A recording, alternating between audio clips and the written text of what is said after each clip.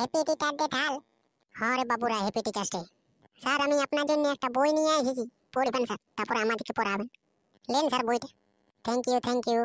আমাকে আশীর্বাদ করুন স্যার, যেমন এইবারে এইচএসে দমে নম্বর পাই।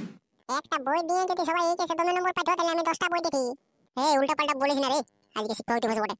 হ্যাঁ নুনি, তোকে তো বলবো না যে কম নম্বর পা, তবে তোকে একটাই কথা বলবো, পড়াশোনাটা ভালো করে কর, তাহলে আর আমার আশীর্বাদ দেওয়ার দরকার নেই, তুই এমনিতেই দমে নম্বর পাবি। ঠিক আছে স্যার, তোমায় পড়বো এবার আমি। তাহলে আমিও আপনার জন্য একটা জিনিস নিয়ে আসতেছি। তাহলে আমি আপনার জন্য একটা রঙ্গোলি নিয়ে আসতেছি। আর জলদি করে আপনার ঘুম ভাঙবে, তবে জলদি করে স্কুল আসবেন আপনি টাইমে, আর আমাদেরকে পড়াতে পারবেন। এমনিতে তাহলে আপনার একটা দেরি হয়ে যায়, আর আমাদেরও পড়তে দেরি হয়ে যায়, ওই জন্য তাহলে আমি রঙ্গোলি নিয়ে এসেছি। লেন তাহলে।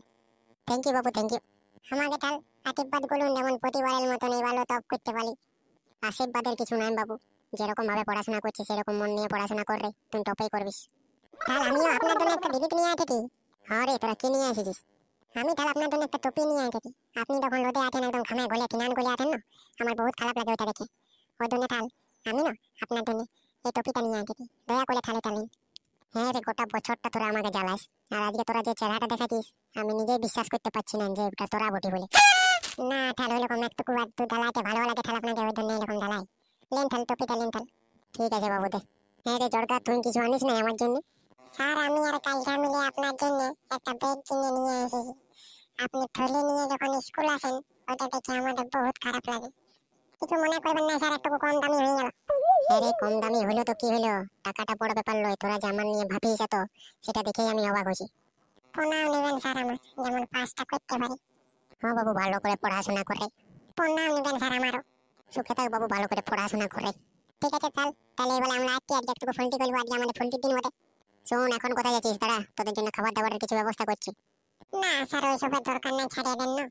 না বললে শুনবো না। তোরা আমার জন্য এত কিছু নিয়ে এসেছিস, তোদেরকে তো আর খালি হাতে ঘুরাবো না। মিষ্টি মুখটা করবি, তারপরে যাবি। তোরা বস ক্লাসে, আমি এখনই আসছি। মাথাটাকে তো খোলটা খোলা খোলা দিয়ে তোরা পালান দিলেই হতো, দিয়ে নিয়ে। বন্ধুরা, এই সময় আমি একটা ভাষণ দিতে চাই। দুনিয়ায় মা বাবার পরে কারো যদি স্থান আছে, সেটা হচ্ছে গুরুর।